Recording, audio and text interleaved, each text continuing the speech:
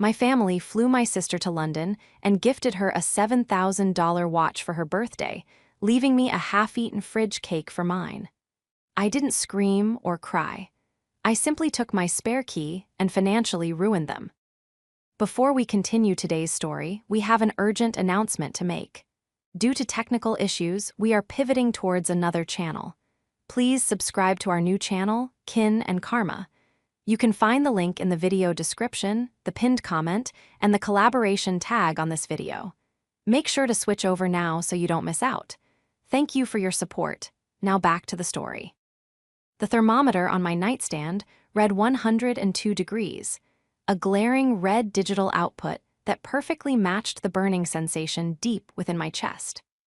I had been battling a severe case of stress-induced pneumonia for the better part of 2 weeks, a direct result of working 80-hour weeks to untangle the latest mess my parents had made of their tax liabilities. My apartment was quiet, save for the ragged, shallow sound of my own breathing and the relentless, driving rain hitting the bedroom window. I was 32 years old today. I reached out with a trembling hand, my joints aching with the effort, to grab my phone from the bedside table. I was hoping, perhaps against all logical precedent, for a phone call. A simple, 5-minute conversation from my mother, Helen, or my father, Arthur. Instead, the screen lit up with a single, sterile text message from a group chat I was rarely active in. "We totally forgot. Happy late birthday. Cake is in your fridge, dropped it off Tuesday." The text was from Helen. There was no phone call. There was no card.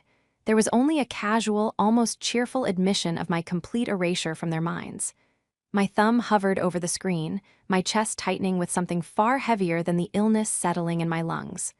Slowly, painfully, I navigated to Vanessa's social media page.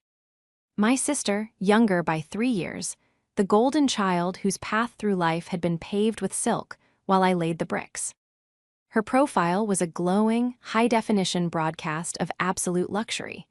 The first image was a perfectly framed shot of a velvet box resting on a white tablecloth at a Michelin-starred restaurant in Mayfair, London. Inside the box rested a gleaming, diamond-encrusted watch. The caption read, "Early 29th birthday surprises from Mom and Dad. They flew me to London for a gala." Blessed family love, the price tag for that specific timepiece, I knew intimately, was just over $7,000. I knew this because, as the sole trustee of the family's estate, I was the one who had approved the emergency line of credit they claimed was for critical home repairs. I forced myself out of bed, the room spinning slightly as my bare feet hit the cold hardwood floor. I wrapped a heavy fleece blanket around my shoulders and shuffled down the hallway to my small kitchen. I opened the refrigerator door, the harsh white light illuminating the nearly empty shelves. Sitting on the middle rack, next to a carton of expired milk, was a generic, plastic-wrapped grocery store cake. It was missing 3 slices. The icing was smeared. It was the same cake Helen had brought over on Tuesday when she stopped by to complain about her luggage not being large enough for the London trip. A cake she had eaten a quarter of while sitting at my counter before leaving the rest behind. I stood there in the cold glow of the refrigerator, staring at the physical manifestation of my worth to my family, a half-eaten, discarded afterthought. I had spent my entire adult life as their shield, their accountant, their responsible shadow, sacrificing my own peace, my own savings, and now my own health to maintain their illusion of grandeur. I closed the refrigerator door. I didn't cry. The tears simply refused to come. Instead, a profound, icy clarity washed over me, crystallizing every ounce of hurt into pure, unadulterated resolve. The financial bleeding I had managed for years was exhausting, but this profound, casual erasure of my existence was a betrayal far worse than any physical diagnosis. The silence in my apartment felt different now. It was no longer the silence of a sick room, it was the quiet of a war room. I walked over to the kitchen island, pulling my phone back toward me, and dialed Helen's international number. The line rang 3 times before she picked up, the background noise an immediate, chaotic symphony of clinking glasses, classical strings, and loud, sophisticated chatter. "Luna," Helen's voice sounded strained, annoyed by the interruption. Sweetheart, I can hardly hear you. We are at the pre-gala reception at the Savoy, and the acoustics in here are just dreadful. I saw the watch, Mom, I said, my voice barely more than a raspy whisper, yet steady and devoid of the emotional crack she was likely expecting. Oh, the watch, Helen laughed a light, breathy sound that grated against my eardrums. Yes, well, you know Vanessa. She's been having such a hard time lately with her influencer career, she really needed a pick-me-up. And turning 29 is such a milestone, we just wanted to make her feel special. Did you find the cake? I left it right there on the shelf so you wouldn't miss it.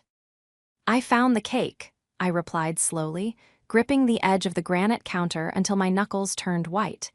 The one you ate 3 pieces of on Tuesday.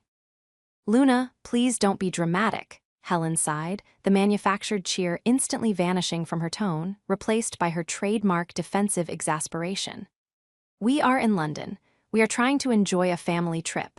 I don't have the energy to manage your sensitivities right now. You are 32, you are an adult, you can buy your own cake.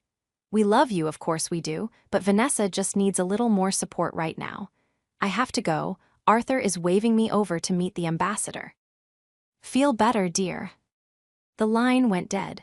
I slowly lowered the phone, the dial tone echoing in the empty kitchen. A family trip. A family trip to which I had never been invited, funded entirely by a well of money I spent every waking hour protecting. I looked down the hallway, past the bedroom, toward the small, locked door of my home office. Next to the door frame hung a small, unassuming brass hook. On that hook rested a single, silver spare key. I walked toward it, my fever momentarily forgotten, driven by a new, mechanical rhythm. I reached out and lifted the cold metal off the hook. They had thought of everything for their perfect London getaway. They had planned the flights, booked the hotel, reserved the tables, and purchased the extravagant gifts. But in their rush to celebrate, they had forgotten one crucial detail. They had forgotten who actually held the keys to the kingdom. I unlocked the heavy oak door of my office and stepped inside. The room smelled of old paper and printer ink. The walls were lined with heavy, fireproof filing cabinets containing the absolute, unvarnished truth of the family's finances. I sat down at my heavy mahogany desk and booted up my encrypted hard drive. The glow of the monitor reflected in my eyes as I pulled up the master trust documents. They were so blinded by the sparkling reflection of the watch they had just bought, they had completely lost sight of the fact that I owned the wrist it sat on. In their rush to celebrate, they had forgotten one crucial detail, and it was a detail that was going to cost them absolutely everything. To understand the depth of this betrayal, one must understand the foundation upon which our family's house of cards was built. My grandmother, a shrewd and brilliant woman who built a real estate empire from nothing, saw exactly who my parents were long before she passed away. She saw Arthur's penchant for investing in flashy, doomed startups and Helen's insatiable need to maintain the appearance of old money aristocracy. When she died 10 years ago, she did not leave her wealth to them. She placed the entire estate into a highly restrictive, irrevocable family trust. And, to their absolute horror, she named me, a 22-year-old recent finance graduate, as the sole, unchallengeable trustee. For a decade, I had been the dam holding back their flood of irresponsibility. I reviewed every budget, denied their more ridiculous requests for yachts and summer homes, and quietly paid off the mountains of credit card debt they accrued in secret, terrified of the social scandal if they ever defaulted. I sacrificed my 20s, my social life, and my own career advancement to manage their chaos. I did it out of a misplaced sense of duty, a desperate desire to keep the family intact, hoping that one day they would look at me with the same adoration they showered upon Vanessa. But the dynamic had shifted significantly 8 months ago with the arrival of Julian. Julian was Vanessa's new fiancé, a man who described himself on his social media profiles as a venture capitalist and visionary entrepreneur, though I had yet to see a single tax return proving he earned a dime. Julian was polished. He wore Italian suits that draped perfectly over his shoulders, drove a leased sports car, and possessed a smooth, practiced charm that immediately captivated Arthur and Helen. Julian was the poison in the well. From the moment he entered our lives, he recognized me as the obstacle between him and the family fortune. I remembered the first dinner he attended at my parents' sprawling, heavily mortgaged estate. He had leaned across the table, swirling a glass of expensive Bordeaux that I had paid for, and smiled at me with eyes that were cold, calculating, and entirely dead. "So, Luna," he had purred, his voice dripping with condescension. "Arthur tells me you manage the grandmother's little nest egg. Must be quite a burden for someone. In your position, have you ever dared liquidating some of the principal? The market is ripe for aggressive expansion. It seems a shame to just let it sit there, stagnating, while the family has to beg for an allowance." I had politely informed him that the principal was legally protected and designed for long-term generational security, not short-term gambles. Julian had simply smirked, turning back to my parents with a look of shared, weary pity. Since that night, Julian had been systematically whispering in their ears, convincing them that I was not protecting them, but controlling them. He painted me as a jealous, bitter spinster hoarding their rightful wealth to punish them for loving Vanessa more. He was the one who suggested the critical home repair loan. He was the one who planned the London trip. He was the architect of their current delusion, manipulating their vanity and entitlement to pry open the vault.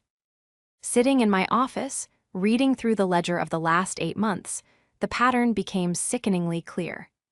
Julian wasn't just influencing them, he was bleeding the discretionary accounts dry, funneling the money through Vanessa's influencer expenses to fund his own lavish lifestyle. He had convinced Arthur and Helen that my cautious management was an insult to their legacy. I looked at the specific line item for the $7,000 watch. The funds had been drawn from a secondary emergency account attached to the trust, an account I had authorized for roof repairs on their estate. It was fraud. Plain and simple. Julian had convinced them they were untouchable, that I would always just quietly fix the paperwork as I always had. He thought he had outsmarted the quiet, boring sister. I placed my hands flat on the cool wood of my desk. The fever in my blood had been entirely replaced by a terrifying, absolute calm. Julian wanted to play a game of high-stakes finance with my family's future, using my parents' arrogance as his opening move. But he hadn't read the trust documents. He didn't know the rules, and he was about to find out exactly why my grandmother had chosen me. The heavy oak desk in my home office had always been my sanctuary, a place of order amidst the chaotic storm of my family's financial negligence. But as I sat there, my feverish body trembling slightly under the thick fleece blanket, it became a command center. I pulled the heavy, leather-bound binder containing the original, notarized copies of my grandmother's trust documents toward me. The gold leaf lettering on the spine, the Eleanor Hastings Dynasty Trust, seemed to mock the current state of affairs.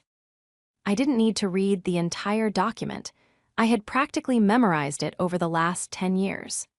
I flipped directly to Section 4, subsection B, tracing my finger down the dense legal text until I found the exact phrasing I was looking for. In the event that the trustee discovers evidence of fiduciary endangerment, gross negligence, or fraudulent misrepresentation of financial needs by the designated beneficiaries, the trustee reserves the unilateral and absolute right to immediately suspend, freeze, or terminate any and all discretionary distributions, lines of credit, and non-essential asset disbursements to protect the principal of the estate. It was a nuclear option. In 10 years of covering their bounced checks, negotiating with their creditors, and quietly selling off minor assets to cover their extravagant necessities, I had never invoked subsection B. I had always believed that cutting them off completely would destroy our family. But looking back at the text message on my phone, that casual, horrific dismissal of my existence on my birthday, juxtaposed against a stolen $7,000 watch, I realized the family I was trying to protect didn't actually exist. They were a parasite, and Julian was a virus accelerating the infection. I opened my secure laptop and logged into the master banking portal for the trust. The screen populated with a dozen different accounts: the principal investment portfolios, the real estate holding accounts, and finally, the discretionary checking and credit lines I maintained for Arthur, Helen, and Vanessa. I clicked on the emergency line of credit, the one explicitly approved under penalty of perjury for structural roof repairs on my parents' estate. The transaction history loaded and my jaw tightened. The $7,000 charge at the Mayfair jeweler was glaringly obvious, but that wasn't all. As I scrolled down, my eyes widened at the sheer volume of recent activity. First-class flights to Heathrow, $22,000. A suite at the Savoy, $14,000. Dining at exclusive restaurants, charges at high-end boutiques, and worst of all, 3 separate wire transfers totaling $45,000 sent to an LLC named Aegis Vanguard Ventures. Aegis Vanguard Ventures, Julian's supposed venture capital firm. My hands flew across the keyboard. I immed. I immediately initiated a system-wide freeze. I revoked the authorization on the emergency credit line. I canceled the platinum cards held by Arthur, Helen, and Vanessa. I suspended the automatic monthly allowances.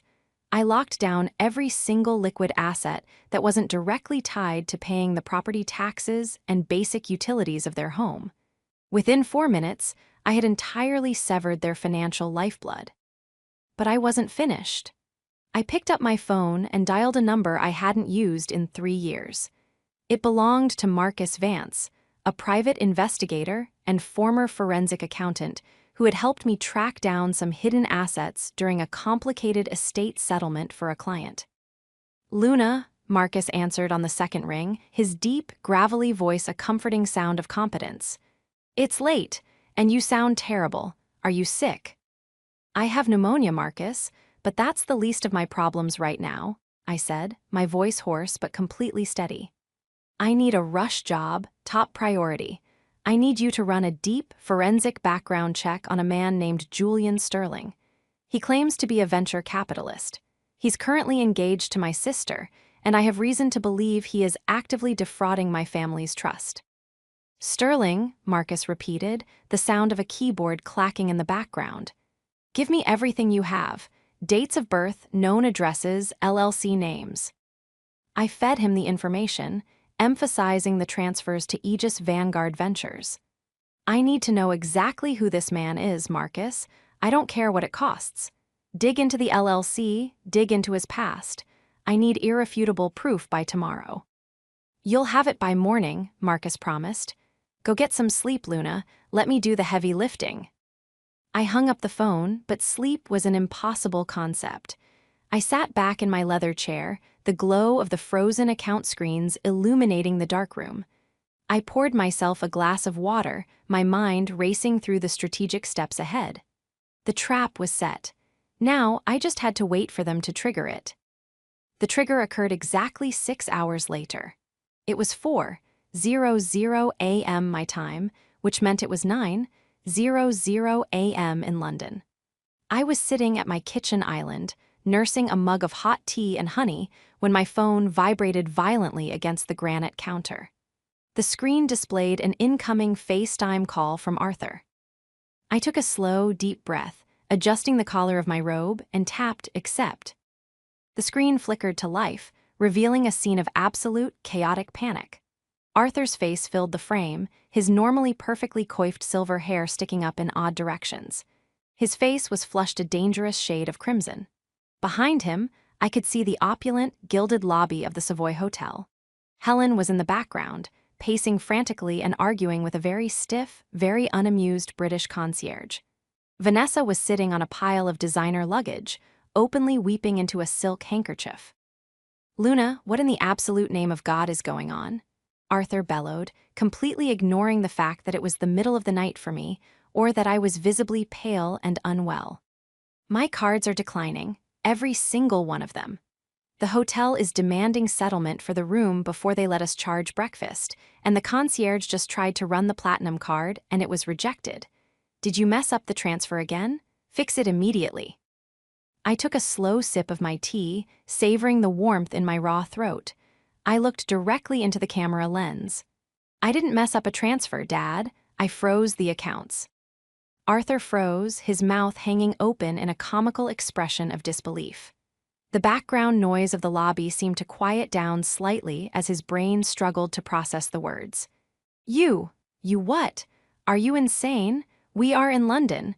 We are guests of honor at a gala tonight. Unfreeze them this instant, Luna. This is not funny. It isn't a joke, I replied, my voice dangerously soft. Yesterday, you claimed to need an emergency $50,000 line of credit to repair the roof of the estate before it collapsed. A roof repair that is strictly mandated under the preservation clauses of the trust. Today, I logged in to find that money was spent on first-class flights, luxury suites, and a $7,000 diamond watch for the sister whose birthday you managed to celebrate, while simultaneously forgetting mine. Helen suddenly pushed her way into the frame, her eyes wide with mascara-stained panic. Luna, you petty, spiteful girl, is this about the cake? Are you really stranding us in a foreign country because your feelings were hurt over a birthday cake? We said we were sorry. This has nothing to do with my feelings, Mother, I said, the absolute coldness in my own voice surprising even me. This has to do with Section 4, subsection B of Grandmother's Trust, fraudulent misrepresentation of financial needs. You lied to a fiduciary to extract funds for a luxury vacation. That is fraud. As trustee, I am legal. Why obligated to freeze the accounts to protect the principal? Suddenly, the phone was yanked away, and Julian's perfectly manicured face filled the screen. He looked furious, the charming facade completely stripped away, revealing the desperate, cornered rat underneath. Listen to me, you glorified bookkeeper, Julian snarled, dropping his voice to a menacing hiss.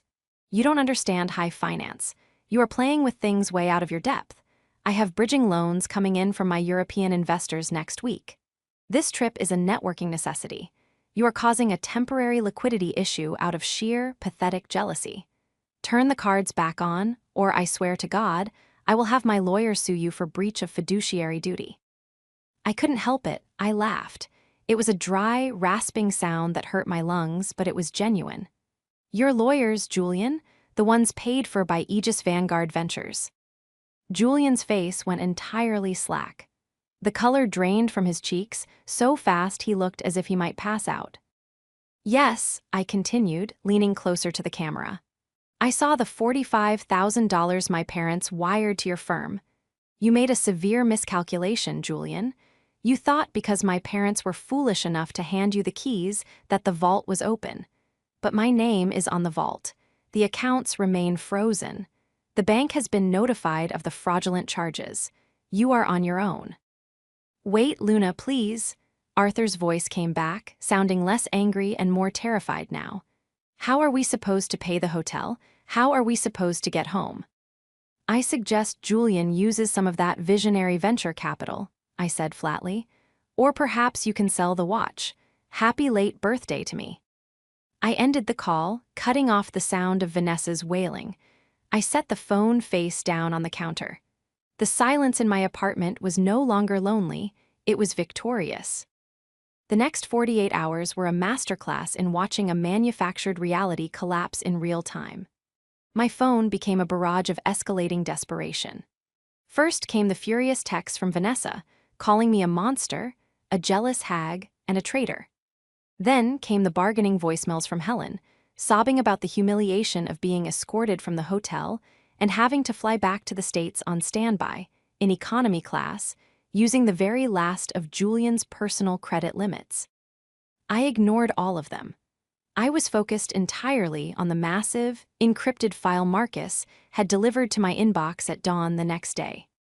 I sat at my desk, a fresh pot of coffee steaming beside me, as I read through the dossier. Julian Sterling was a ghost, mostly because Julian Sterling didn't exist until about 5 years ago. His real name was Julius Stern. He wasn't a venture capitalist. He was a highly sophisticated, predatory romance scammer with a string of devastated families left in his wake. Marcus had uncovered everything. Aegis Vanguard Ventures was a shell company registered in Delaware, pointing to a P.O. box in a strip mall. The European investors were non-existent. Julius had 2 prior bankruptcies on his record and a standing civil judgment against him in California for defrauding an elderly widow out of her retirement savings. He targeted wealthy, status-obsessed families with vulnerable daughters, used their desire for prestige to gain access to their finances, bled them dry with investment opportunities, and vanished before the checks bounced. He had almost succeeded with my family. If I hadn't checked the ledger on my birthday, he might have drained the secondary accounts completely within the month. At 3:00 p.m. on Thursday, the heavy wooden door to my apartment building buzzed. I didn't need to check the security camera to know who it was. The storm had finally crossed the Atlantic and arrived at my doorstep. I pressed the button to let them up, leaving my apartment door unlocked. I walked back to my dining room table, where I had carefully arranged 3 perfectly neat stacks of documents. I stood at the head of the table, waiting. The door flew open. Arthur, Helen, and Vanessa practically burst into the room. They looked horrific. The flawless, aristocratic veneer had been completely stripped away by 48 hours of travel, sleep deprivation, and sheer panic. Their designer clothes were wrinkled, Helen's hair was flat, and Arthur looked to have aged 10 years. Vanessa was clutching Julian's arm, her face a mask of furious, tear-streaked entitlement. Julian looked like a man walking to the gallows, his eyes darting around the room, assessing the exits. "You sociopath," Vanessa screamed, lunging forward before Julian pulled her back. "You ruined my birthday. You ruined our trip. Julian had to beg his friends to buy us economy tickets home. How could you do this to your own family?" "Sit down," I commanded, my voice cracking through the room like a whip. The absolute authority in my tone caught them off guard. For a decade, I'd been the quiet, accommodating fixer. They had never heard me use the voice I reserved for hostile boardroom negotiations. Arthur puffed up his chest, trying to muster his usual bluster. "We will do no such thing. You are going to transfer the funds to cover the hotel bill, and then you are going to resign as trustee. We are taking you to court, Luna. We are having you declared unfit." "If you take me to court, Dad, you will be the ones going to prison," I said calmly, gesturing to the first stack of papers. "This is the signed loan agreement for the roof repair. You sign this under penalty of perjury. This," I pointed to the second stack, "is the bank statement showing you spent those funds on luxury goods and wire transfers to an unverified third party. That is wire fraud and embezzlement of trust funds. I have already forwarded these documents to the family attorney." Helen gasped, her hand flying to her mouth. The fight instantly drained out of Arthur, his face turning an ashen gray. "You're bluffing," Julian sneered, though his voice lacked its usual smooth confidence. "It's a family trust. It's an internal dispute. The authorities don't care about internal family disputes." "They do when there's a history of it," I replied, my eyes locking onto his. I picked up the thickest stack of papers, Marcus's dossier. "Isn't that right, Julius?" The silence in the room became absolute. It was so quiet I could hear the rain tapping against the window panes. Julian's body went completely rigid. Vanessa looked at him, confused. "Julius?" Vanessa asked, her voice trembling. "Who is Julius?" "Your fiancé," I said, sliding a heavily redacted court document across the polished wood of the dining table. "Julius Stern, 2 bankruptcies, 1 civil judgment in California for elder fraud. The founder of Aegis Vanguard Ventures, a shell company with exactly 0 assets, save for the $45,000 my parents illegally wired to him last week." "That's a lie," Julian shouted, taking a step toward the table, his fists clenched. "She's fabricating this. She's trying to frame me because she's jealous of us." "I have the mugshots, Julius," I said, my voice barely a whisper, yet it echoed in the silent room. I pulled out an 8x10 glossy photograph of Julian from a California lockup and tossed it onto the table. "Would you like to explain to Vanessa why you were arrested in San Diego 3 years ago, or should I read the police report to her?" Vanessa stared at the photograph, her mouth opening and closing soundlessly. She looked from the mugshot to the man standing next to her. The polished, visionary entrepreneur was gone. In his place stood a panicked, sweating con artist whose entire carefully constructed reality was crashing down around him. The spell was breaking, and the real devastation was only just beginning. The revelation of the mugshot in my dining room should have been the end of it. In a rational world, Arthur, Helen, and Vanessa would have recognized the absolute truth staring back at them from the glossy California Police Department photograph. But desperation is a powerful hallucinogen.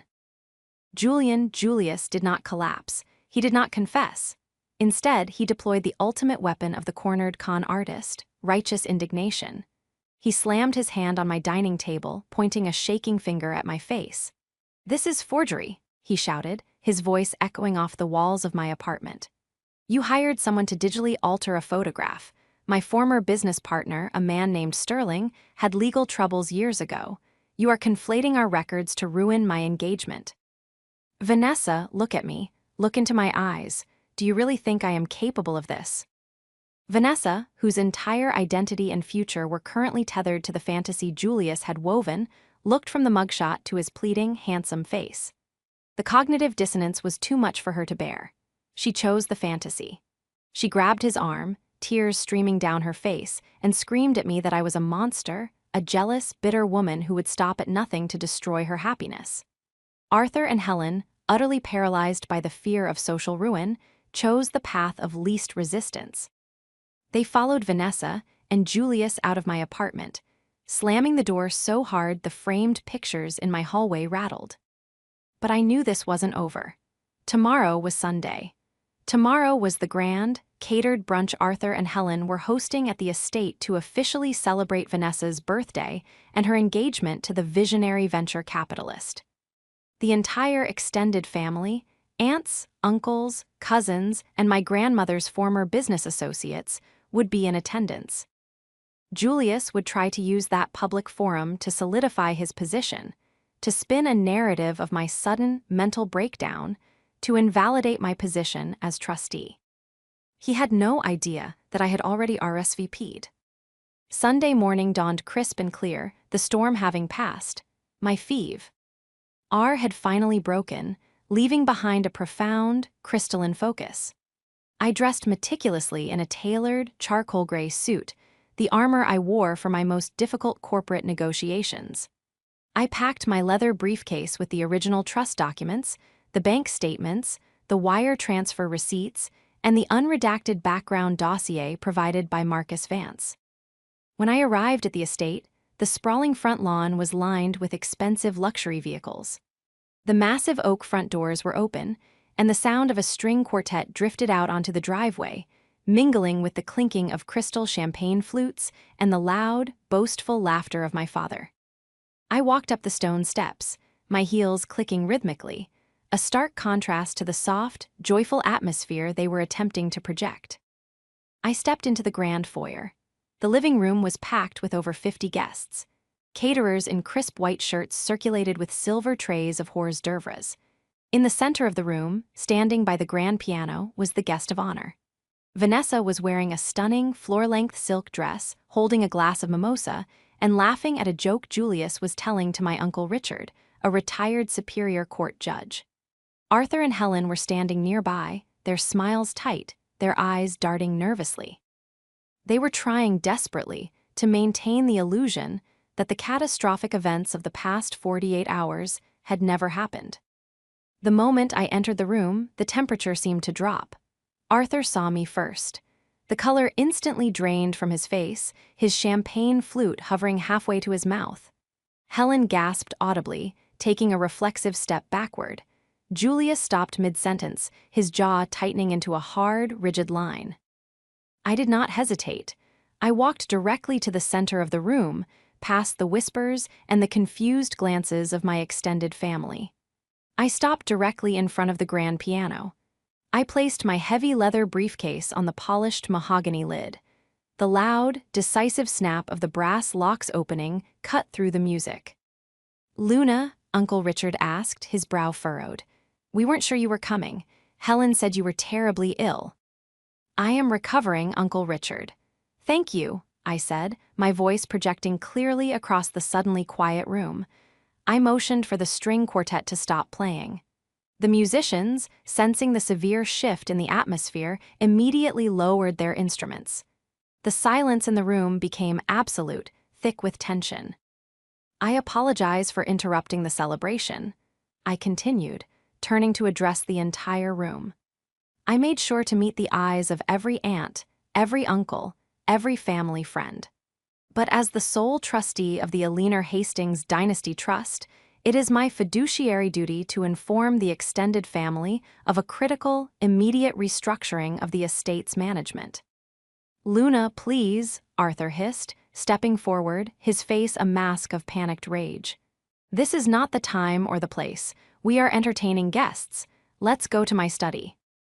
"The time for private conversations ended when you conspired to commit wire fraud, Dad," I replied, my voice perfectly level, utterly devoid of anger. The word fraud dropped like a bomb in the center of the room. A collective gasp rippled through the guests.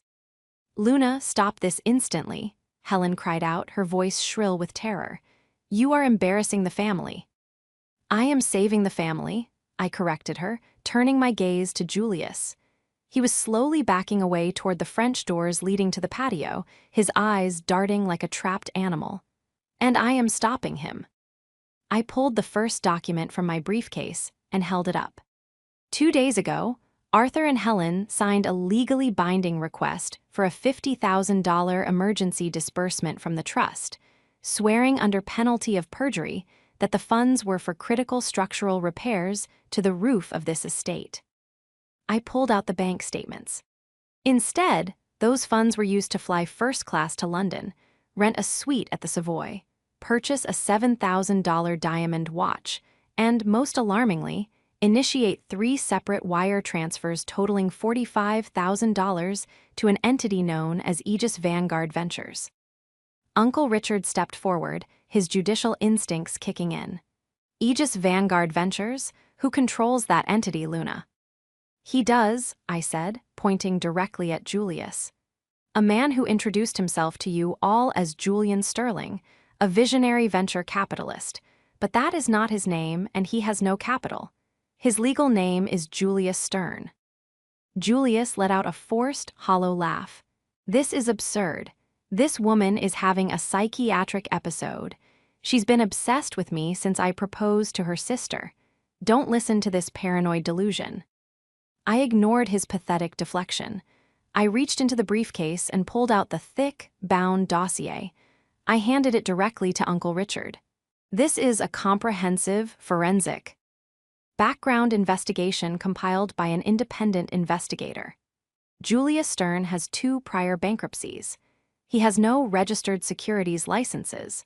What he does have is a standing civil judgment against him in the state of California for defrauding an elderly widow out of her life savings. Aegis Vanguard Ventures is a shell company, registered to a P.O. box, explicitly designed to launder money extracted from manipulated families." The room erupted into shocked whispers. Aunts covered their mouths. Uncles glared at Arthur and Helen, who were now clinging to each other in absolute, undeniable disgrace. "It's a lie," Vanessa shrieked, her voice cracking. She stepped in front of Julius, holding her arm out protectively. "She's making all of this up. Look at this watch. Look at the ring he gave me. A con artist couldn't afford these things." "He didn't afford the watch, Vanessa," I said gently, looking at my sister with a mixture of pity and sorrow. "I did. Or rather, Grandmother's Trust did. The money Arthur and Helen wired to his fake company, that was the money he used to spoil you. He has been using our family's wealth to fund the illusion of his own." I turned my attention to the large, ostentatious diamond engagement ring on Vanessa's finger. "And as for the ring, Uncle Richard, could you please read page 14 of the dossier? The section regarding his previous engagement in San Diego." Uncle Richard, his face grave, flipped open the binder. He adjusted his glasses and read aloud to the silent, horrified room. "In the matter of Stern versus the state of California, it was documented that the defendant, Julius Stern, routinely proposed to his targets using a high-quality cubic zirconia replica mounted in a platinum-plated setting, a tactic designed to simulate immense wealth without requiring liquid capital. Vanessa froze.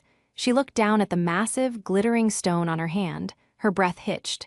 She looked back up at Julius. Julius's mask completely disintegrated. The charming, sophisticated smile vanished, replaced by an ugly, desperate snarl. He looked at Vanessa not with love, but with pure, unadulterated contempt. "Oh, grow up, Vanessa," he spat, his voice dripping with venom. "Did you really think a man of my caliber was interested in a spoiled, vapid, failed influencer who still lives off her parents' allowance? You were a mark. Your parents were the easiest, most arrogant marks I've ever encountered. They practically handed me the account numbers because I complimented Arthur's terrible wine collection." The collective shock in the room was palpable. Helen let out a small, strangled sob and collapsed into a nearby armchair. Arthur looked as if he had been physically struck, his mouth opening and closing without sound. Vanessa stood perfectly still. The reality of the situation, the absolute, humiliating truth of her fabricated fairy tale, finally shattered the illusion. The golden child, who had never faced a single consequence in her life, was suddenly standing in the wreckage of her own vanity. She looked at Julius, her eyes wide with a terrifying, absolute clarity. Then, in a single, fluid motion, she reached up to her ear. She unclasped the heavy, $7,000 diamond watch from her wrist. She pulled the massive, fake engagement ring off her finger. Julius took a step toward her, his hands raised in a placating gesture. "Now, Vanessa, wait." "Don't touch me," Vanessa said. Her voice was not a scream. It was a cold, low whisper that carried perfectly across the quiet room. She didn't throw the jewelry at him. She didn't cry. Instead, she turned to Uncle Richard. She held out the watch and the fake ring. "Uncle Richard," she said, her voice trembling but resolute, "please take these as evidence. I want to press charges, for whatever I can. Fraud, theft, I don't care. I want him in jail." Julius's eyes widened in genuine panic. He realized the game was entirely over. He spun around, shoving past a caterer, and bolted for the French doors. "Don't worry about chasing him," I said calmly, returning the documents to my briefcase and snapping it shut. "I contacted the local authorities and the FBI field office early this morning regarding his interstate wire fraud. They are waiting for him at the end of the driveway." Right on cue, the flashing red and blue lights of 3 police cruisers illuminated the large windows of the living room, painting the shocked faces of my extended family in a chaotic, rhythmic glow.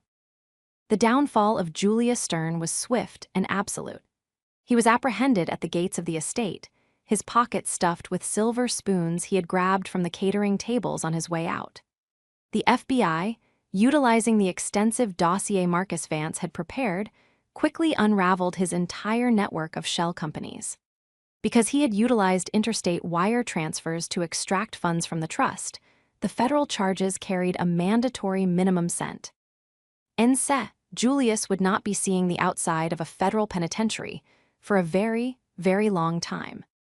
For Arthur and Helen, the consequences were entirely different, but no less devastating.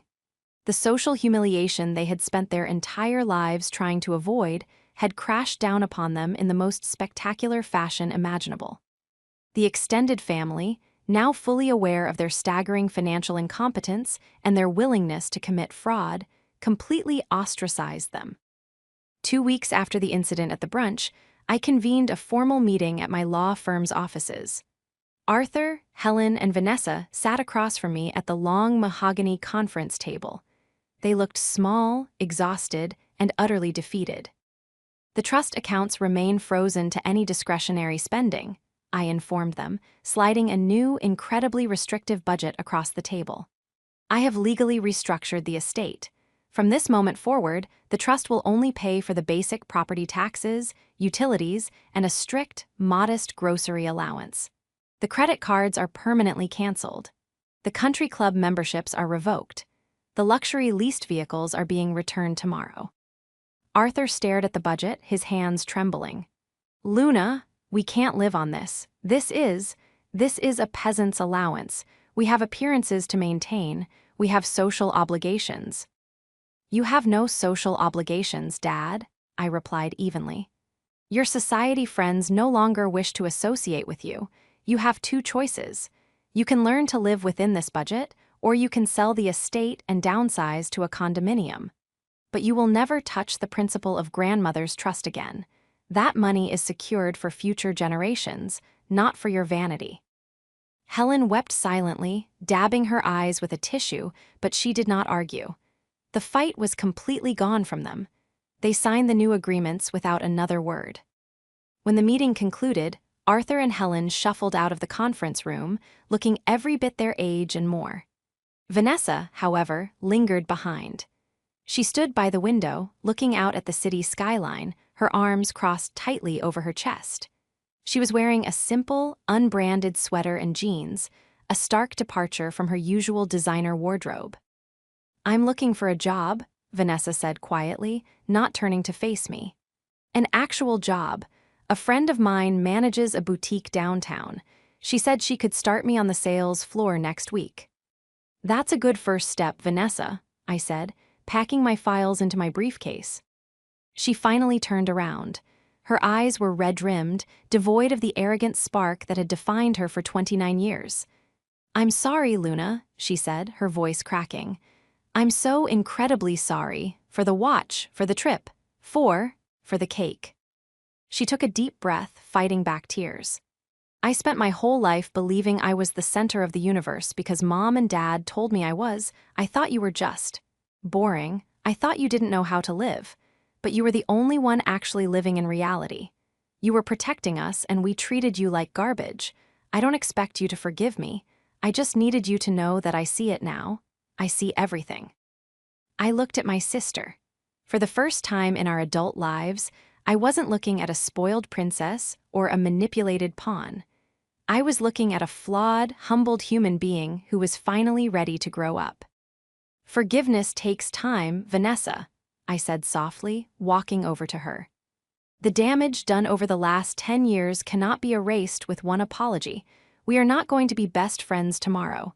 There are strict boundaries in place now, and they will remain in place. Vanessa nodded, a single tear slipping down her cheek.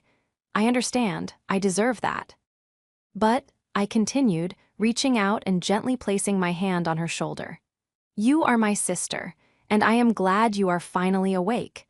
If you truly commit to this new path, if you truly start taking responsibility for your own life, I will be here to support that, not financially, but as your sister. A small, genuine, and incredibly fragile smile appeared on Vanessa's face. It was the most beautiful thing I had ever seen her wear. Thank you, Luna, thank you.